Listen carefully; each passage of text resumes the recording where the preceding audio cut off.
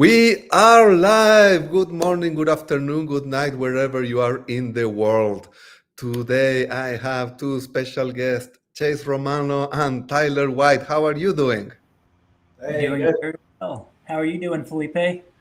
Good, good. I'm going to show people that we have a full team ready to answer their questions in a second.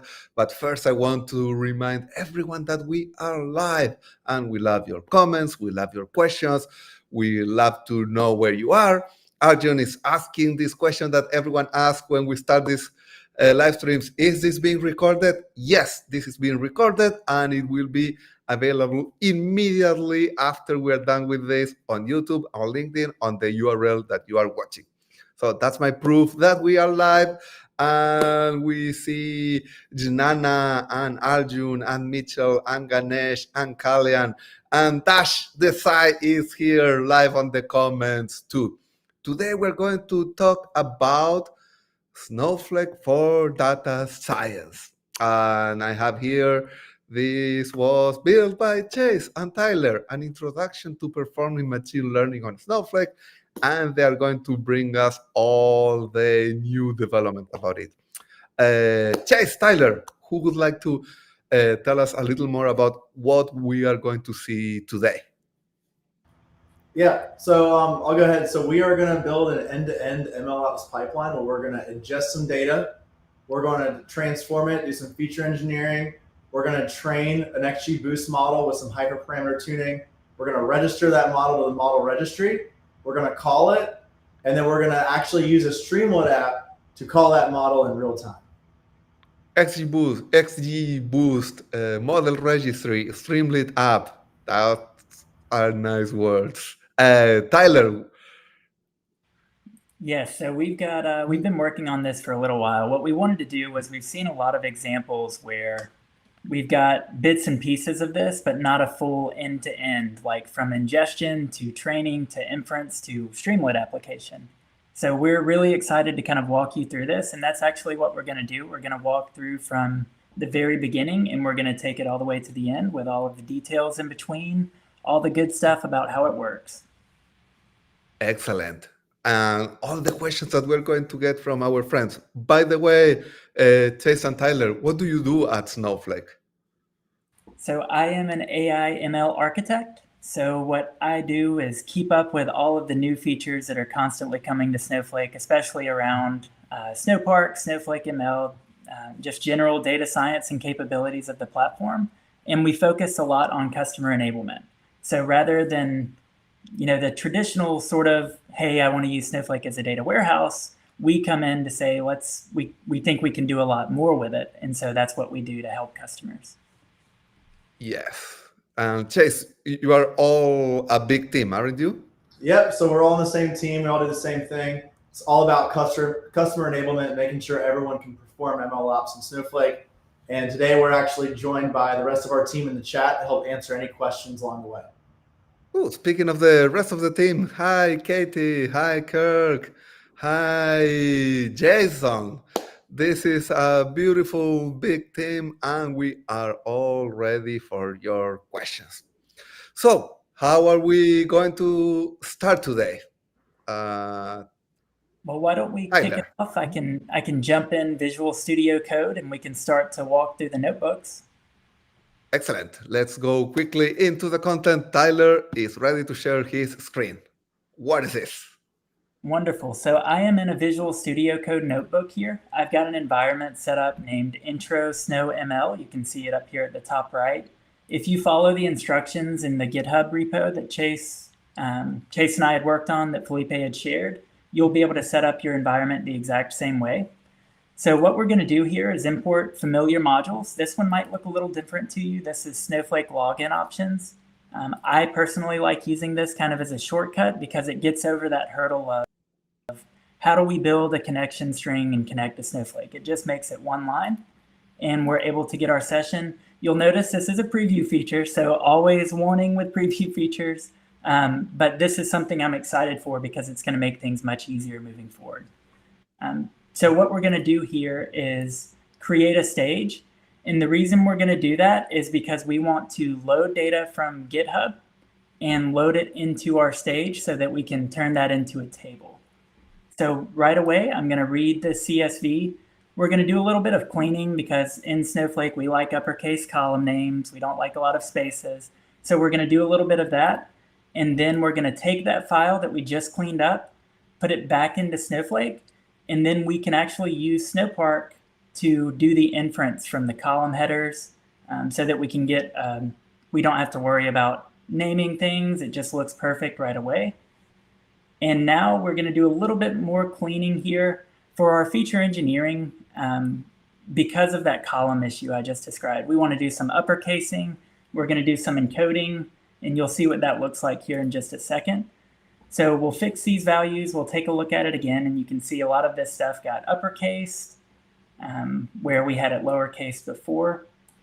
And then lastly, we're going to write this to Snowflake. So we've just gone from our client to the internet to get some data to bring into Snowflake, and now we have this table that we can start working with. So we have everything we need here. This is a very familiar data set if you've done any sort of machine learning training. Usually a lot of people get started with the Titanic data set, and so we wanted to work with that one as well. I do apologize if you've seen it a bunch, but hopefully we'll show you something new here with it. So I'm going to jump into this third notebook. The second notebook is useful to kind of walk through what we're going to do, but this is getting into the model registry. It does a lot of the same stuff, so I'm hoping that we can kind of explain how all of that works. But before we jump into this one, I wanted to ask Felipe, did you have any questions about this, what we were doing here? Yes, so as I see, you just got this data out from the world, you load it into Snowflake, and now we're going to see how you manage the whole ML process within Snowflake. Exactly, yep. Obligatory joke is what happens when we bring Iceberg to this demo. Sorry. Well, I'm hopeful it'll work almost the same way, a little bit different on the configuration there, though. So now at this point, like you said, we can do everything entirely in Snowflake, which is super exciting. We've been able to do that for a little while, but it's always a little challenging once we're trying to organize our functions and stored procedures. And we'll show you how it's a lot easier now. And I see we've got a question in the chat. Yes. Will you be doing any other feature engineering? KG is asking. Absolutely. We're going to be doing a lot. So what we did there, I wouldn't even really refer to as feature engineering. That was just a little bit of data cleaning. We're getting ready to jump in and do quite a lot here. So everything I'm running right now is just kind of a repeat of what we just saw. And we're going to kind of do a little bit of cleaning. So to your point, the feature engineering, we're going to do a bit of research here. We want to see null counts. Like if we've got data here that has a bunch of null values, maybe we need to impute it, or maybe we just want to drop them. And you can see here, age has a fair amount. That might be dangerous to impute, but it could be possible. Dec has a ton. So we want to essentially just drop age and dec because they've got a lot of null values. And then the other values were pretty correlated. As you can see, we had gender already, so sex would give us the same thing. A lot of other values like that as well. So we just want to run through here and drop them. And now the last thing we're going to do is add this column called fair, and all we're going to do is cast it to a float. So this right here is the data set that we have decided we want to work with. And now what we're going to do is separate. I scrolled a little too far. I apologize there. Now what we want to do is separate our types of columns. So we are going to separate these into categorical columns and numerical columns. And now we're going to get into some of that feature engineering that we talked about. We're going to use Snowflake's simple imputer. So this is not using the simple imputer you might be used to from scikit-learn. This is entirely done in Snowflake. They do a lot of really awesome stuff on the back end to make this happen. And Chase will be able to talk through some of that here in a little bit. Next, we're going to do some one-hot encoding. So this is why it was important that we uppercased our columns before, because we're going to get some new columns from these values. And it takes a little while to run. It's about 12 seconds or so. The one-hot encoder, this is on a tiny data set, but you'll notice if you were to do this on a much larger data set, you'll actually get the value of Snowflake's distribution capabilities, which is really exciting. I think we did this on a huge data set one day, and it finished like 15 times faster than on our local machine. The next thing we're going to do, now that we've got our data ready, you can see those new columns here. Embarktown _ Southampton just turned in to the one hot encoded results. And now we'll be able to split this up. So we get a train set and a test set. And we are going to set up some hyperparameters. And this will be for the model training. We want to try several combinations. And the beauty of using Snowflake is with this command right here, we're actually able to change the size of our warehouse. So up until this point, we had been using an extra small warehouse. But since we want the model training to finish as quickly as possible, we're going to size this up to a large for our purposes. And now we can start to run the grid search. This will take just about a minute or so while it's training all of the combinations. And you'll notice right after this, we're getting ready to set that warehouse size right back down to an extra small. We're using it as a large for training, and then we're jumping it back down to an extra small for the remainder of the notebook. So I'll pass this over to Chase if you want to talk a little bit more about what we're doing here with grid search. Yeah, so the great thing about running grid search natively in Snowflake is when you have lots of hyperparameters, say your parameter grid is very large, that can be very slow when training it locally or on a single node. So out of the box, the reason why we switch to a large is you get more nodes and more threads. And so by running our version of grid search, you're actually going to get distributed compute, and you're going to process all the different combinations of hyperparameters in parallel. And so this is going to run much, much faster than running it on your local machine or on a single cluster. So you're going to be able to, again, get that benefit of a bigger warehouse. And then as soon as we're done with training, we're going to scale back down in the same notebook. And that's another benefit you get about having that separation of storage and compute, is that although we're switching compute clusters, we're switching this warehouse, we're sizing it back down to an extra small. We're not losing the data. That trained data frame didn't go away. And in the real world, what I'll see with customers usually is a lot of data scientists don't have the ability to update their warehouse in real time like this. A lot of them have two separate ones. So you can actually just switch easily by doing session.use warehouse is what we'll see a lot of people do. So do their feature engineering on a smaller warehouse, and then right before training, switch over to a large or even a Snowpark optimized, which gets you tons of memory for those larger data sets. And so now that we've ran grid search.predict, we have a result of our predictions. And for today, we're just showing accuracy in Notebook 2. We have some other ones. But we do have accuracy, precision, recall, F1, all of the different things you can use to gauge how well your model is performing. But the reason this is really important is we're going to actually look through all of the accuracy scores from our hyperparameters, and we're going to store this in the registry and pick the best model. So right here, we can see very easily that we have our best learning rate, max depth, min child weight, and end estimators. And so that model that gave us that average accuracy score across the folds is going to be what we put into production. And so now onto the fun part. This is where everyone thinks Snowflake's just a warehouse. We actually have a model registry, and it makes it extremely easy to manage your models. And my favorite part, deploying them so we can use them in SQL or in Streamlit applications. And so Tyler and I created this little function here called check and update.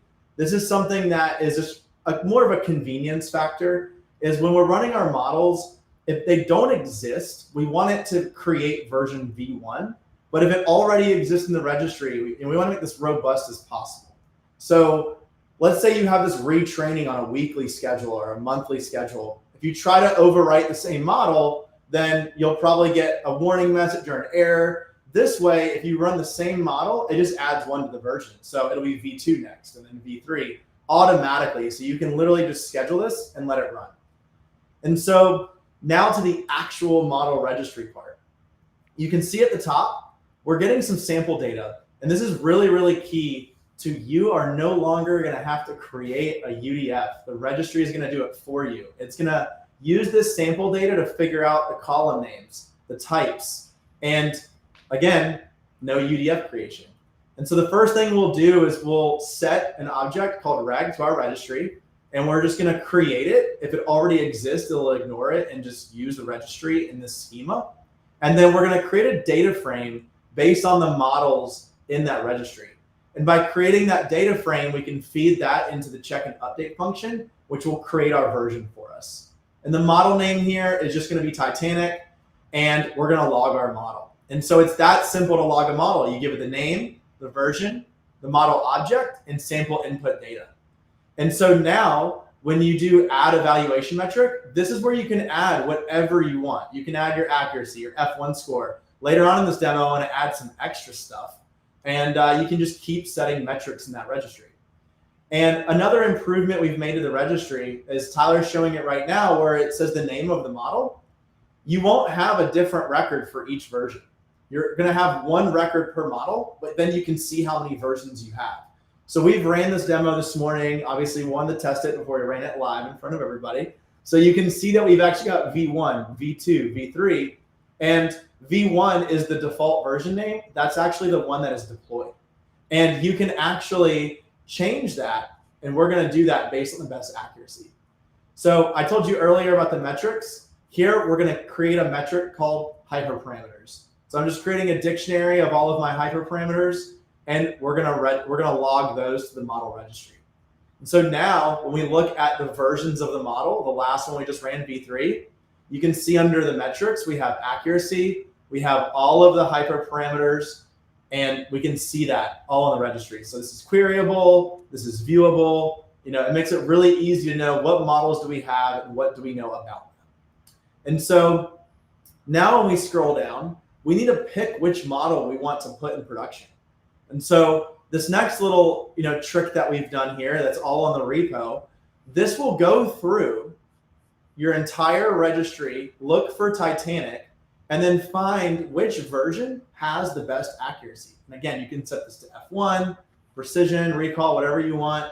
But here we did accuracy, and we can see that V3 has the highest accuracy. So that's the one that it's going to set as our default model.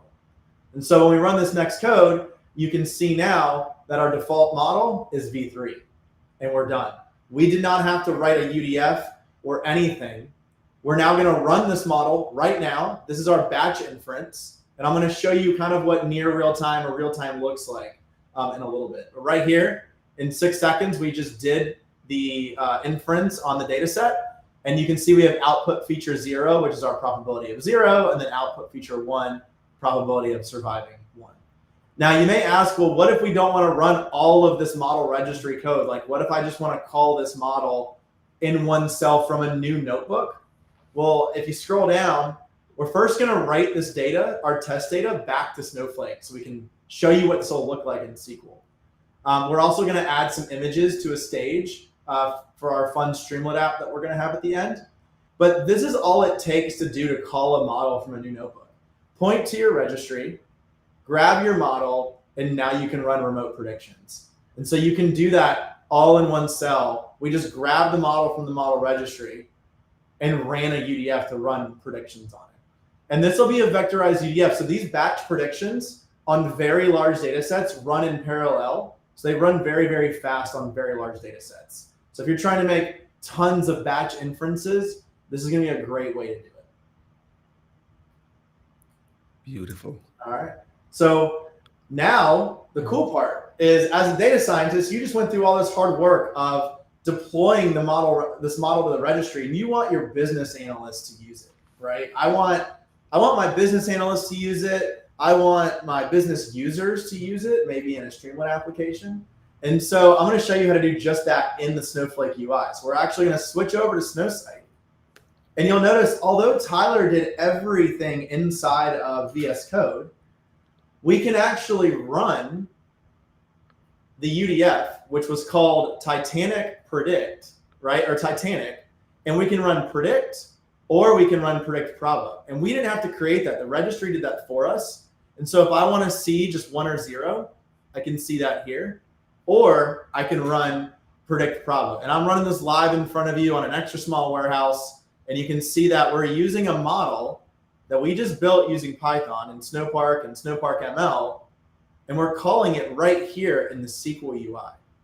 Now, what's even better about this, in my opinion, I'm a huge Streamlet fan. I teach Streamlet at a university here in Charlotte, North Carolina, and being able to just take your model and interact with it in real time with just a few lines of Python, and a lot of this is copy and paste. Right here, we're basically just caching the images that we're using, but all I have to do now is put in, things about the person getting on the ship, and in real time, it's going to go to my model, put these metrics in as my features, and give me a real-time prediction of surviving the Titanic.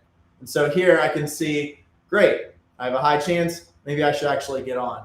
And then you can see that you can edit your app in real time right beside it. And this is the advantages of using Streamlit and Snowflake. And in the repo, you'll notice we did put all the code for the Streamlit app.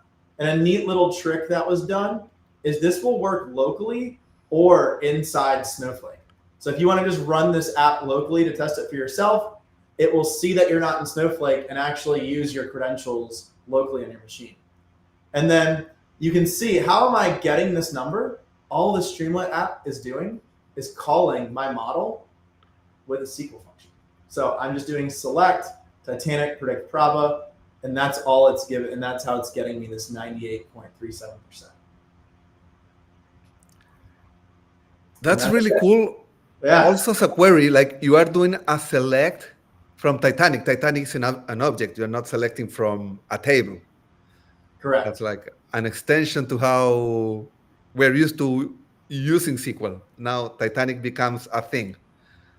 Becomes a model object that you can just call inside SQL wherever you want. It's very awesome. Similar to calling a function. It's almost exactly the same thing. It's just the exclamation point is kind of a new character for a lot of folks that have worked with SQL. So it's like a UDF, but it has extensions. It's more of an object. Exactly. Yep. I love it. Yeah. We have so many questions. How are we over to let's start answering questions? Yeah, I saw someone ask, like, can you deploy this entire ML workflow via CI/CD using something like GitHub? I mean, we are literally, if you go to our GitHub, we're using GitHub Actions. I mean, you can see that every time you make a pull request, it reruns the entire workflow, and it even retrains the model. And again, maybe there's new data that gets put into your, to your Snowflake environment. Maybe bad data gets put in, right? Sometimes, there's a mistake and bad data makes it into your database. And when you retrain your model, it's now, not good anymore. Well, we don't want to overwrite the model that was working before. And so anytime you make a pull request or you change something in your repo, it's going to rerun that, but it's always going to pick that best model. And the great thing about it is this is never going to change. So the Titanic object, the user is not going to see any difference. They're calling Titanic. You are deciding as the ML engineer, the data scientist, which model is Titanic referring to. And that's what we're controlling with the model registry. Yes. Yeah, I had my screen here. Here is the GitHub repo, and we have the actions, and people can go deeper into what workflows you have built. So I love it. The answer is yes. And anyone can come to the GitHub repo that you wrote and check how you are doing it. Yeah, and I've got two good questions from Alex and Jorge. They're very similar. One is, is there a metric UI built into Snowflake model registry, like a UI for the registry, which is very similar to Jorge's question, which is, monitoring model drift or failure. So that is a feature that is coming. I do have some customers that have built their own Streamlit app that actually measures model drift. It's fairly simple. So the whole model registry can be turned into a Pandas data frame or a Snowpark data frame in one line of code. And then you can build a UI through Streamlit that sits on top of it. But there are plans for Snowflake to be coming out with a UI for the registry. Yes. This is a quick question because it's more than ML. It's the value of having Streamlit inside Snowflake instead of connecting through ODBC.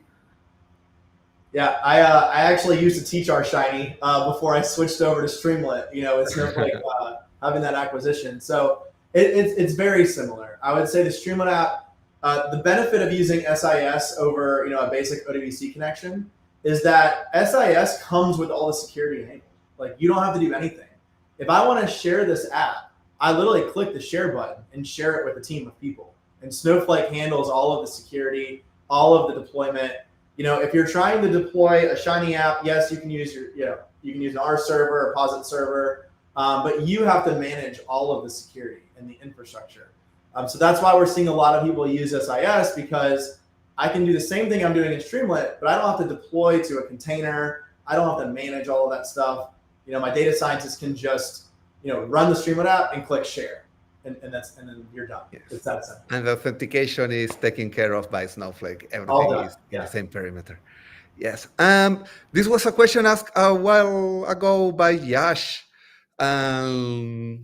Tyler said that maybe Chase had something to say about the Imputer. Have you developed your own packages of Imputer and XG Boost? Are these open source? So we actually have, if you look at the Snowflake ML install, when we're at the top of the notebooks, you'll see there's a line in there that says from snowflake.ml.modeling.preprocessing, a lot of dots to get to the import. But that's where we have our one-hot encoder and our imputer, and then also the same thing for XGBoost as well. So the difference there would be it's snowflake.ml.modeling.xgboost, and then you would import, in this case, we're using XGB classifier, but you would use a regressor or any other type. Yes. All through ML, the package. Yes, and I like this question from Dash.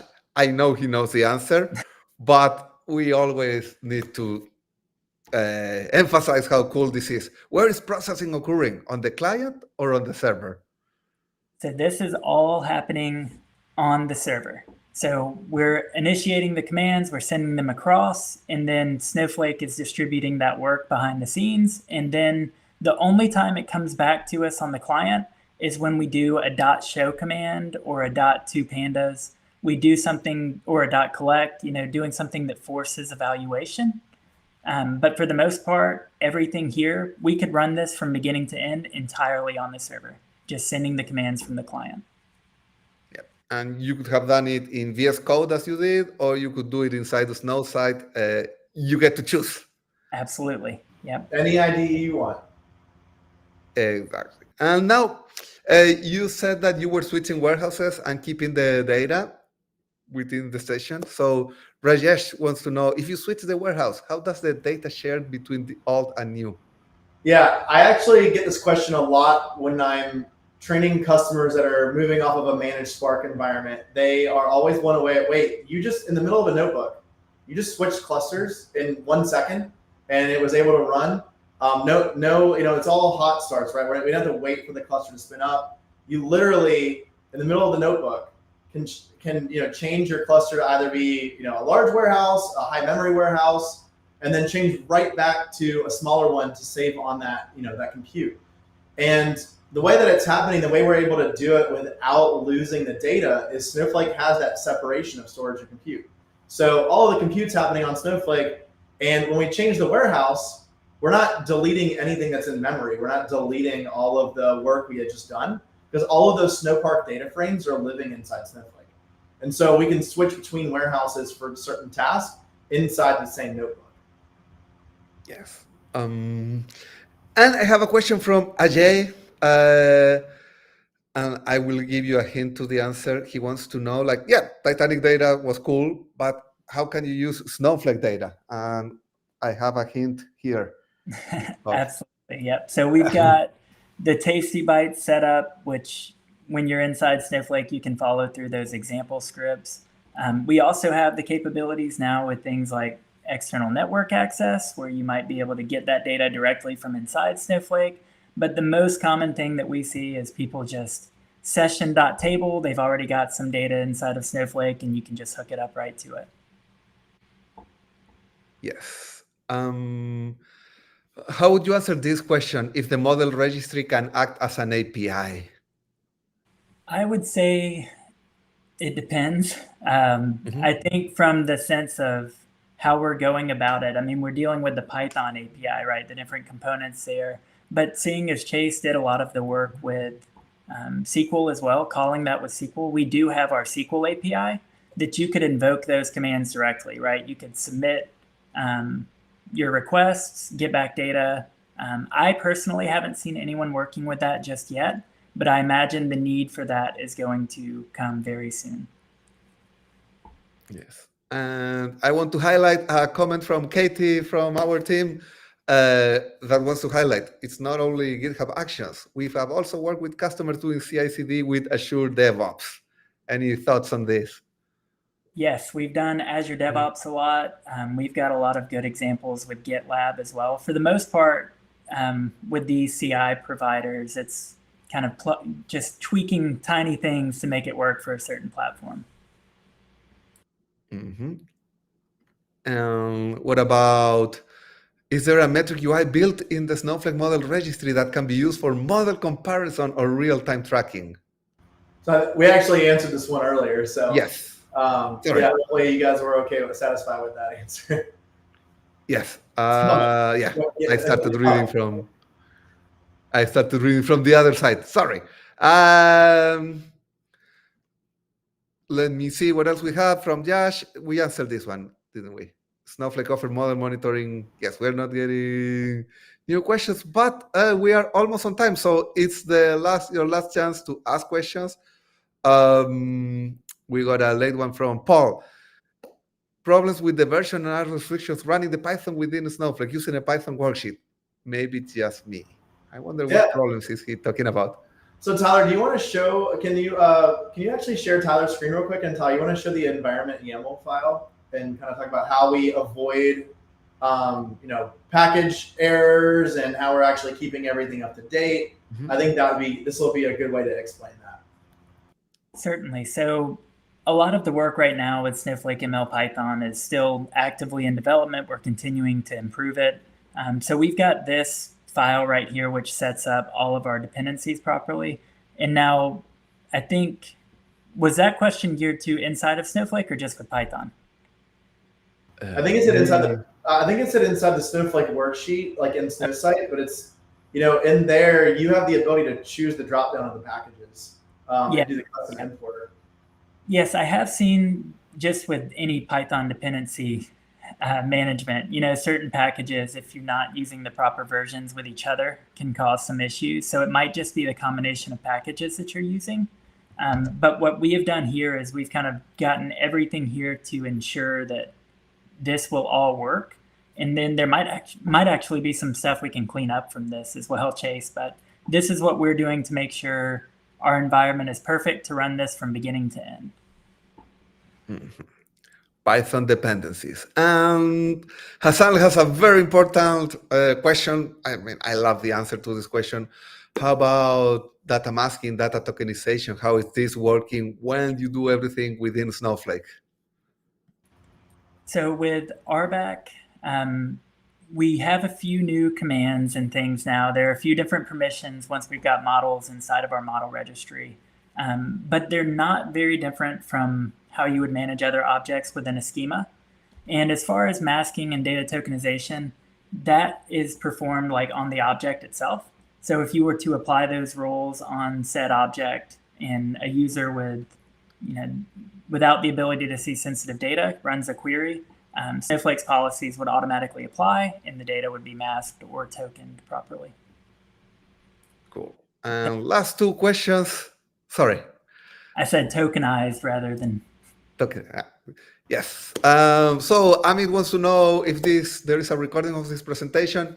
Yes, right now we will end the stream and you can share the LinkedIn link or the YouTube link with all your friends because we love sharing. Do we have 20 seconds to answer the last minute question from Shweta Campbell? How about and this is probably I hope product's watching because this is probably the 5th time this has been asked. Shweta, love it because this is something that I'm very excited for. So model monitoring is coming. Like I said, right now we do have a lot of customers kind of just building out their own Streamlit apps to manage out of the model registry, because again, the model registry can be viewed as Pandas DataFrame, Snowpark DataFrame, and then you could build in some monitoring that way. But what I will say is just sit tight, and hopefully we'll have an update for y'all soon. Yes. And time to close. I saw a question somewhere where people want to know, where does Chase teach? Yeah, it's UNC Charlotte here in Charlotte, North Carolina, the Masters of Data Science program. Mm-hmm. So people can find you there, or if people want to work with the ML architects at Snowflake, how do they work with you? Yeah, well, if you're already a Snowflake customer, just reach out to your account team. If you want some help with anything to do with machine learning, your account team can put you in contact with us, or follow us. Tyler and I post lots of videos and Medium articles. We're always trying to educate the masses. So just feel free to reach out. Yep, I love how much you're doing. I love that you both came today, and the team. They've been super busy answering questions, and I'm sure people will keep looking at comments and answering to them. Before we close today, what are your final words, action requests, action items, Chase, Tyler? I think try it out. I think it's really exciting. It continues to improve. Chase and I, we did a big revision yesterday, working with the model registry, trying to figure out better ways to do things. It's just a lot of fun to learn and to do, and to see it working is like the best feeling, like finally. Yes. It's very exciting.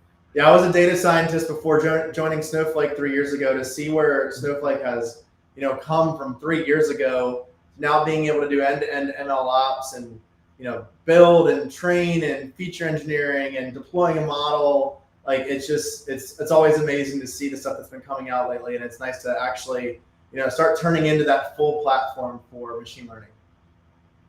Yes, and let me end with a nice compliment from KJ. I'm really impressed how quickly you guys deployed this model. Thanks for providing this tutorial. We are all super lucky to have you here. I know you're always producing materials. We share everywhere. I love whenever I have something new, I put it on Reddit/r/Snowflake, and I'm looking forward to everything that people will build, their comments, their Medium posts. Let's build together. And with that, it's time to call the Snowflake Fair to dance us off. Thanks a lot.